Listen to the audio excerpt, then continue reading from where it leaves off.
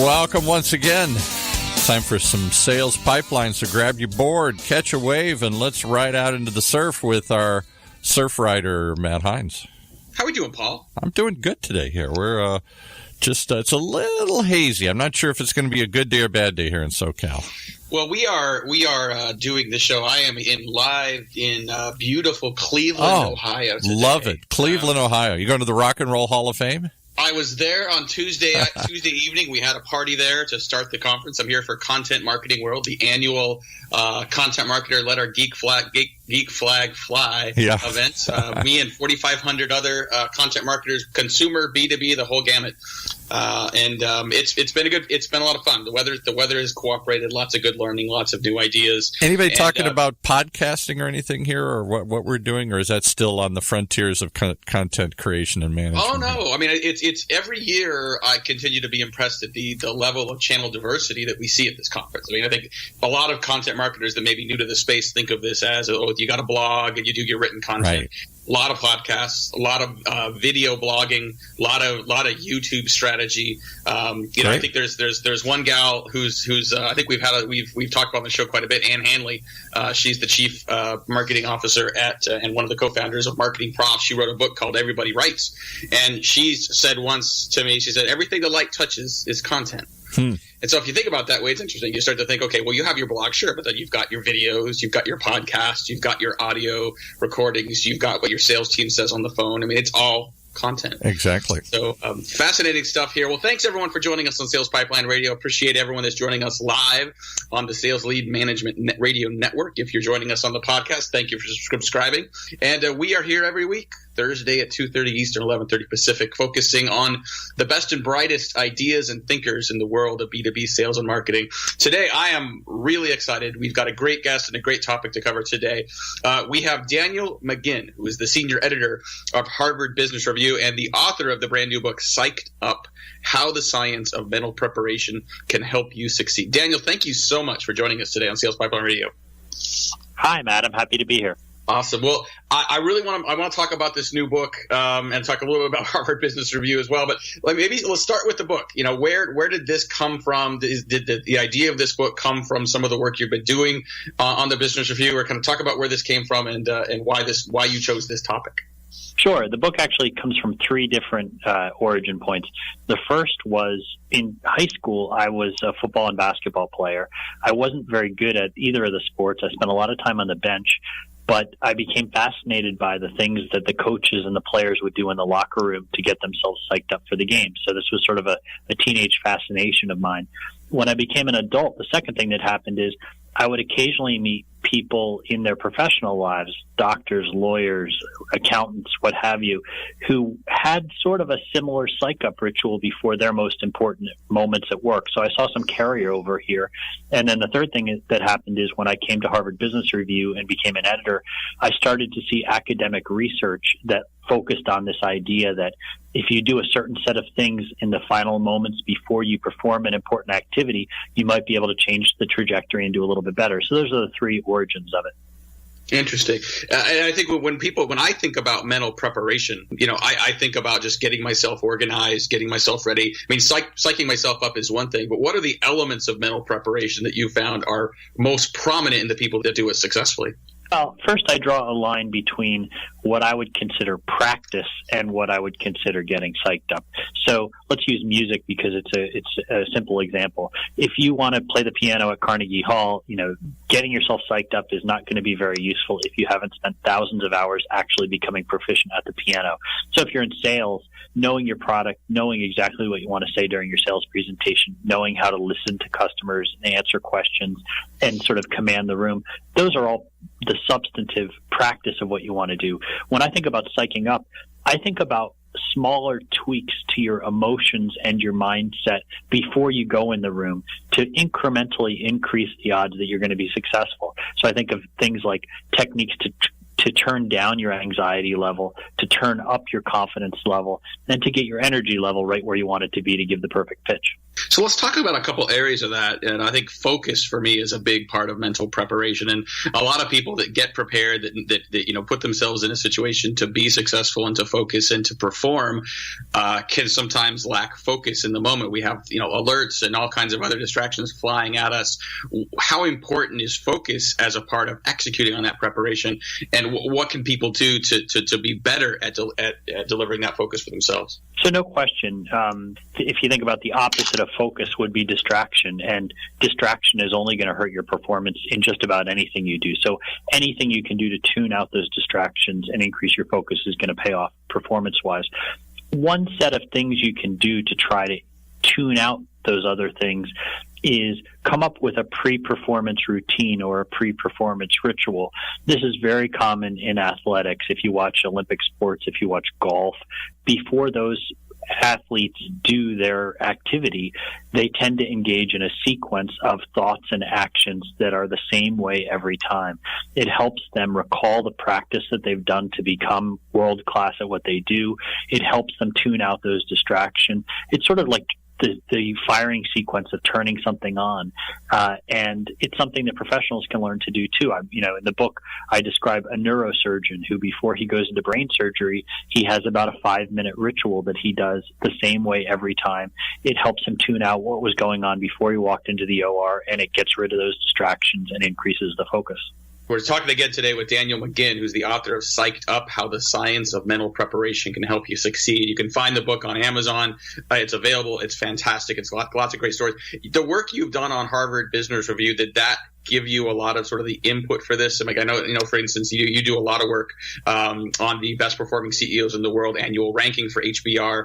Does that play into this? Was that an impetus and an input for this as well? Yeah, it does. Not so much the CEO ranking, but other kinds of research that come out of not just Harvard Business School, but other institutions. I can give you a couple examples.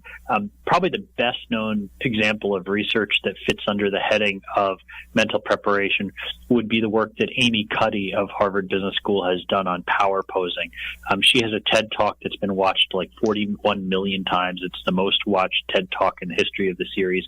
Her research shows that before a high-stakes event, if you do certain poses with your body, very dominant poses like with your legs apart and your hands on your hip, they call it the Wonder Woman pose, that not only does it make you feel more powerful and more confident, but she's actually done studies of biochemistry. It actually changes your hormone levels in ways that makes you more confident.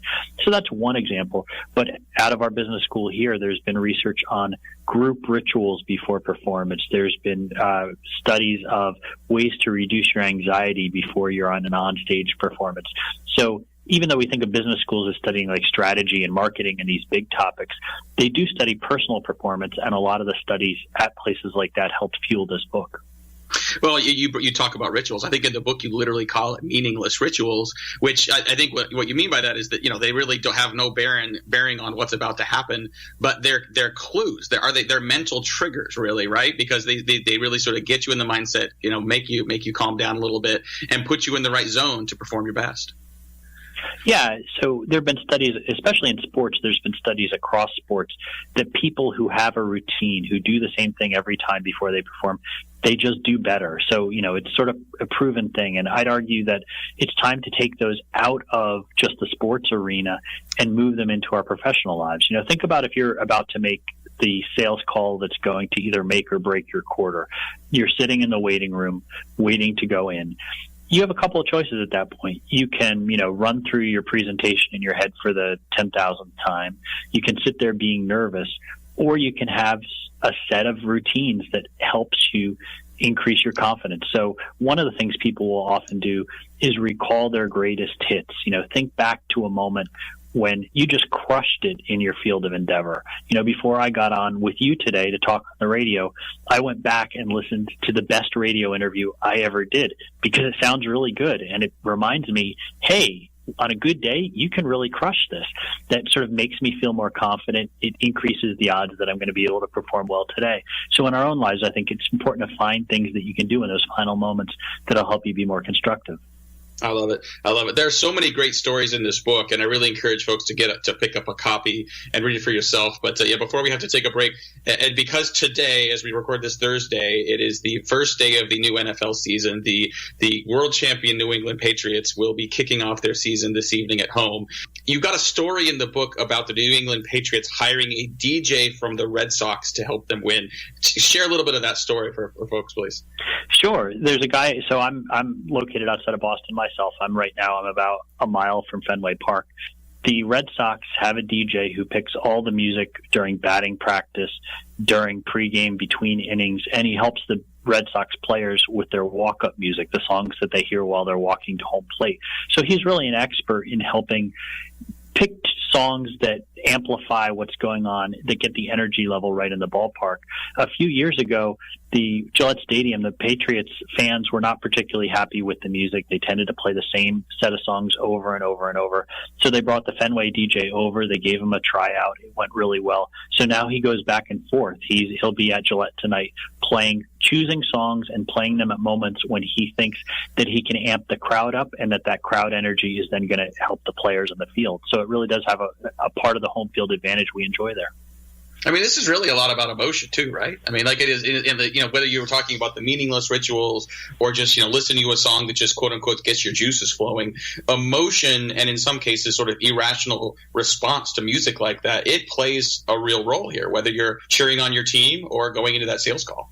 Oh yeah, no question. I mean, even though we're in a very modern economy now and our jobs in some ways are very sophisticated, we're still biological creatures that haven't changed that much since we were roaming the savannas. And we still have that fight or flight instinct programmed into us. So when we get into a situation that we perceive there to be a threat to us, and that doesn't need to be a threat to our mortal existence. It could be a threat to our livelihood, like, not succeeding at work. We're going to get hit with adrenaline, and that adrenaline can either hurt our performance or help our performance. And a lot of how we deal with it is determined on the emotions we have. Are we going to let the anxiety chip away at our performance, or are we going to try to use energy and confidence and try to help it amplify our performance? So you're right. Emotion is really, it's how we deal with that threatening situation and whether we're able to avoid the distractions and the negatives of it.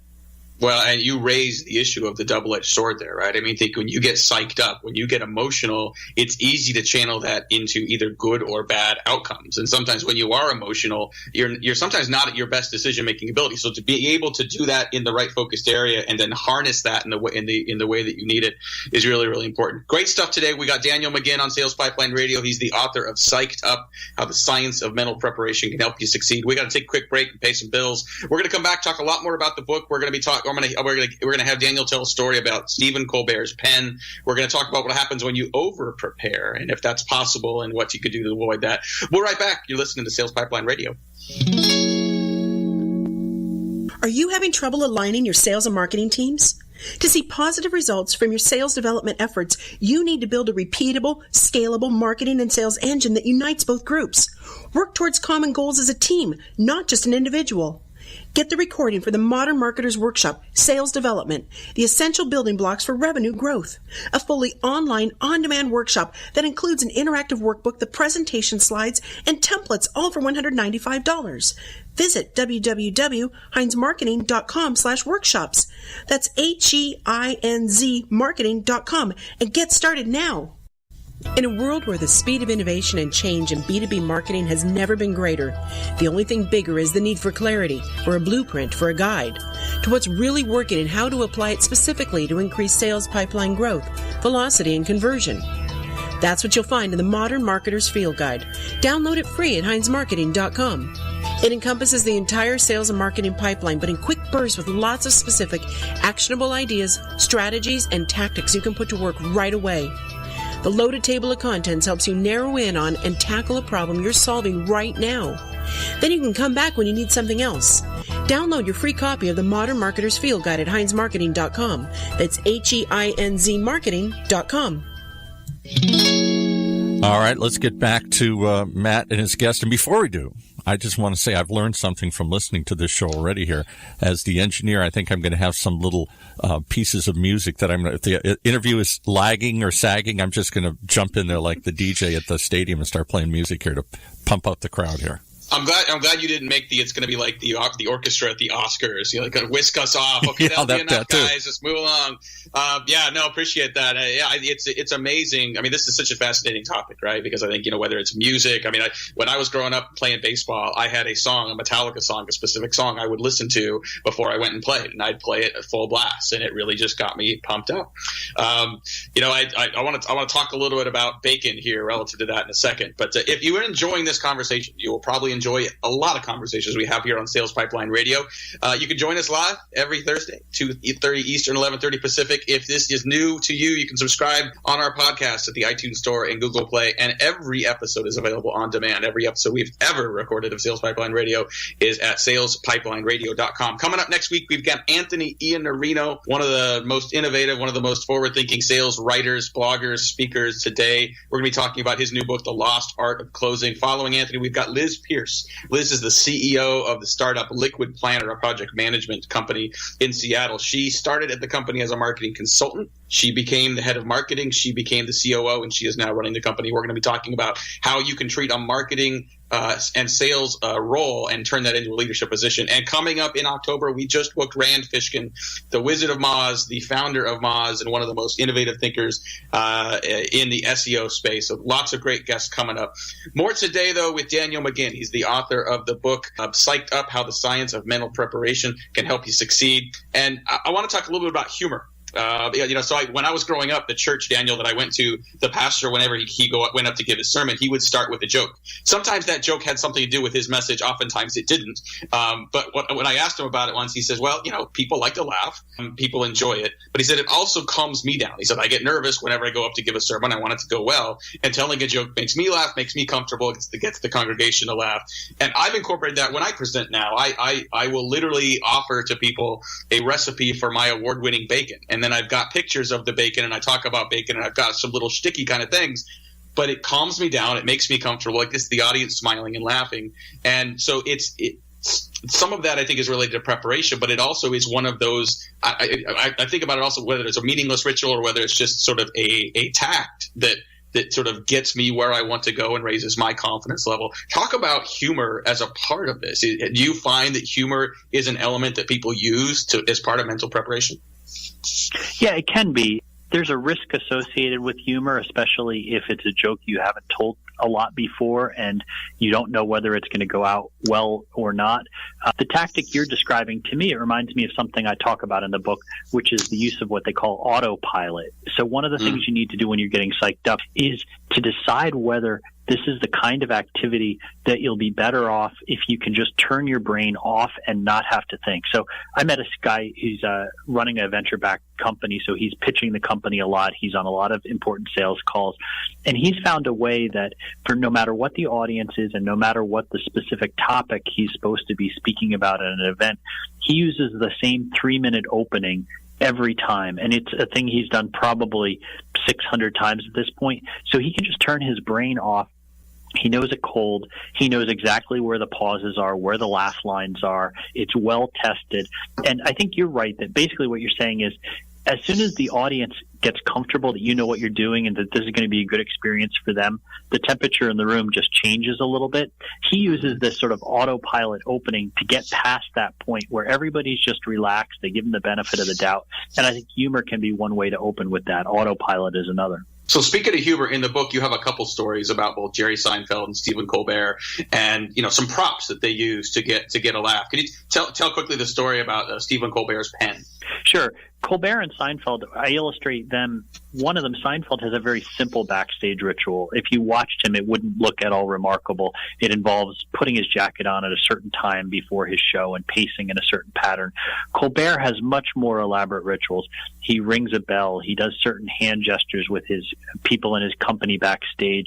He chews a pen. He stares at a certain spot on the wall. It illustrates the idea that you need to have something you do to calm yourself down to get yourself into this groove. It can be either very simple or it can be, complex and elaborate the way Colbert's is. I love that. And I think, some people may have those rituals and not even know it, but knowing that you have it and being able to go to it when you need it, I think is really important. I raised the question before we went to break about over preparation. So I'm here at this conference and, I've gotten to speak with a lot of other speakers who were here. And it's clear that some people totally winged it, just went up and hadn't prepared at all. It's clear that other people just sort of, may have gone past the point of diminishing returns and may have just spent too much time obsessing over what they were going to do, trying to get to a point where maybe they felt like they could do the entire presentation on autopilot. Is there a risk of over preparation, and how do you know where the right balance is? Yeah, I think that's a good point for sure. I think the two things that could happen if you over prepare are that, number one, if the material becomes too familiar, your energy level is probably going to drag a bit. If I were saying the same things to you that I've said 100 times right now, I think I wouldn't be as up. I wouldn't come across as authentic. I might be a little bit too robotic with it. So I think the way that over preparation will show is diminished energy. So trying to correct that. The other thing is that, you need to, being confident is a key, and it helps your performance in most areas of life.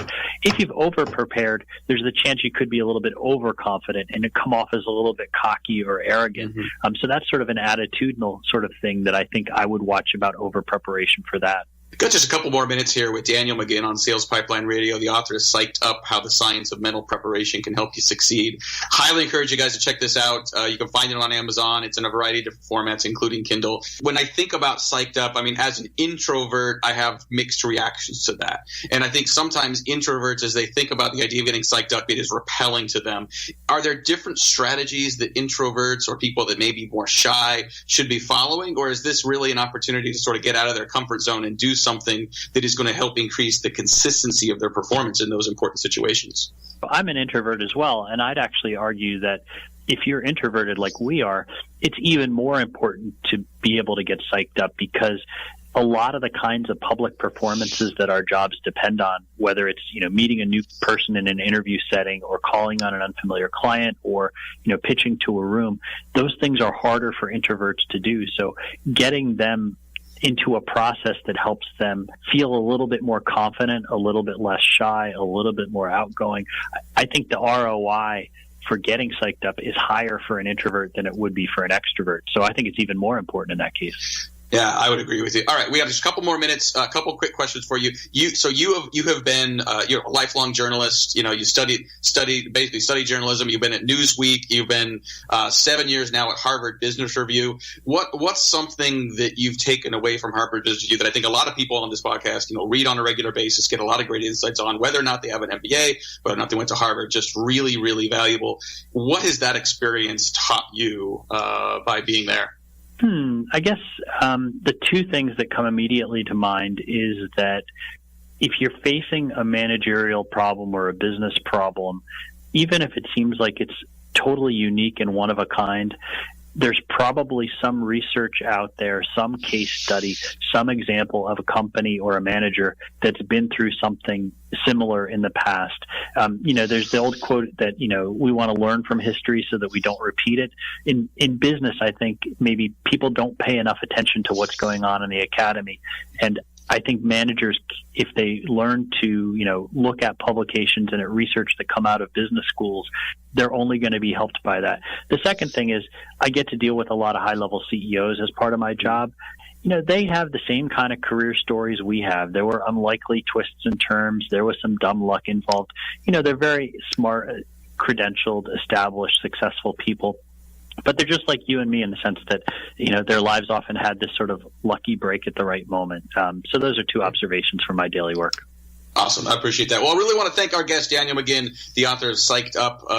Definitely check it out on Amazon. Get yourself a copy. Lots of great insights here. If you like this conversation, if you want to share this discussion with other people at your company or some of your peers out in the sales and marketing world, in a couple of days, you will find it completely on demand on the website at salespipelineradios.com. And we'll have a transcript with highlights of this conversation on the blog at heinzmarketing.com. Make sure you join us next week and every week coming up. We got some great guests coming up in the sales and marketing world.